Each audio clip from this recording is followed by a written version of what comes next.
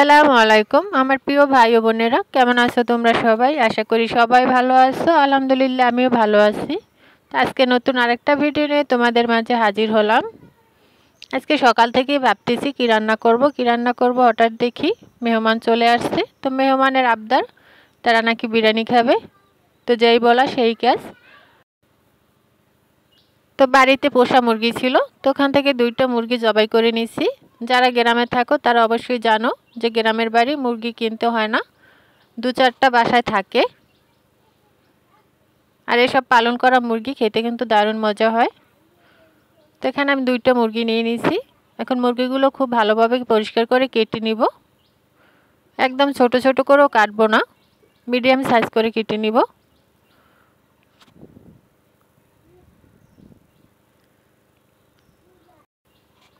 তো আমার ভিডিওর কোনো অংশ যদি তোমাদের কাছে ভালো লাগে তাহলে চ্যানেলটা সাবস্ক্রাইব করে পাশে থেকো। আর ভিডিওটা কেমন হয়েছে নিশ্চয়ই কমেন্ট করে বলে যাবা।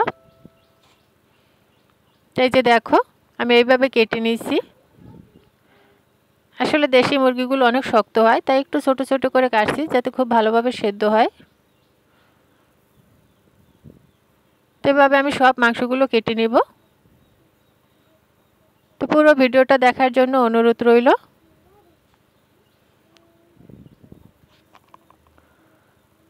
তো আমার সব মাংসগুলো কাটা হয়ে গেছে।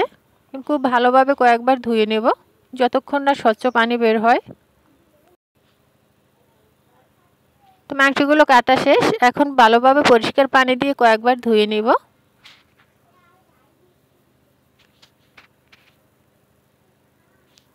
খুব ভালোভাবে ধুয়ে নেব যাতে কোনো রকম ময়লা না থাকে।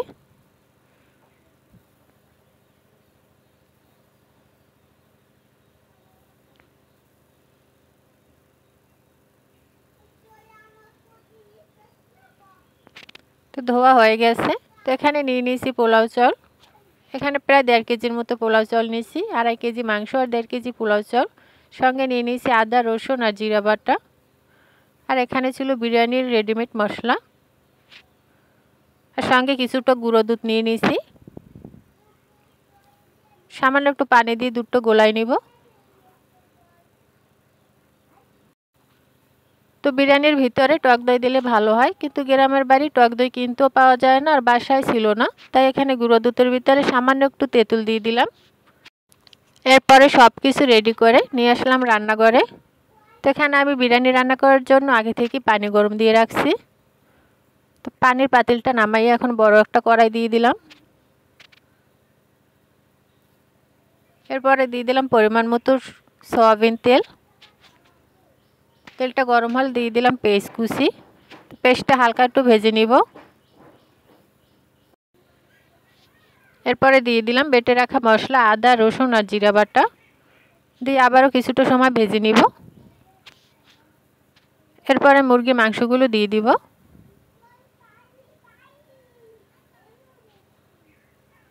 দিয়ে খুব ভালোভাবে মশলার সাথে কষাই নিব। কষানো হয়ে গেছে, এখন দিয়ে দিলাম বিরিয়ানির রেডিমেড মশলা। দিয়ে আবারও কিছুটা সময় কষাই নিব। এরপরে দিয়ে দিলাম গলে রাখা দুধ, 1 কাপের মতো চিনি আর পরিমাণ মতো লবণ দিয়ে খুব ভালোভাবে কষাই নিব। আমি লবণটা কমিয়ে দিয়েছি কারণ আমি পোলাওয়ের ভিতরে আবার লবণ দিব। এরপরে পোলাও চালগুলো দিয়ে দিলাম, দিয়ে খুব ভালোভাবে কষাই নিব। একদম ভাজা ভাজা করে নিব যাতে পোলাওটা একদম ঝরঝরা হয়। তো এই যে দেখো একদম ভাজা ভাজা করে নিয়েছি। এখন দিয়ে দিলাম আগে থেকে গরম করে রাখা পানি। পানিটা মেপে দেয় নাই, প্রয়োজন মতো দিছি। সুন্দর একটা ফ্লেভারের জন্য দিয়ে দিলাম উপর দিয়ে কয়েকটা আস্ত কাঁচামরিচ। এরপর কিছুক্ষণ ঢেকে দিলাম। তো ঢাকনাটা তুলে আমি আবারও খুব ভালোভাবে নেড়ে দিব যাতে এপাশ ওপাশ খুব ভালোভাবে মিশে যায়। এরপর আবারও কিছুক্ষণ ঢেকে দিব। তো এই যে অবশেষে আমার বিরিয়ানি রান্না কিন্তু হয়ে গেছে। দেখো কতটা ঝরঝরা হয়েছে আর খেতেও মাশাআল্লাহ দারুণ মজা ছিল। আসলে এক একজনের রান্নার স্টাইল এক এক রকম, তো আমি কিভাবে রান্না করি সেটাই তোমাদের সাথে শেয়ার করলাম। কেউ বাজে কমেন্ট করবা না। আমরা গ্রামের মানুষ, আমরা সবসময় শর্টকাটভাবে রান্না করার চেষ্টা করি। আর এই শর্টকাট রান্নাগুলোই খেতে কিন্তু আমাদের কাছে খুবই ভালো লাগে।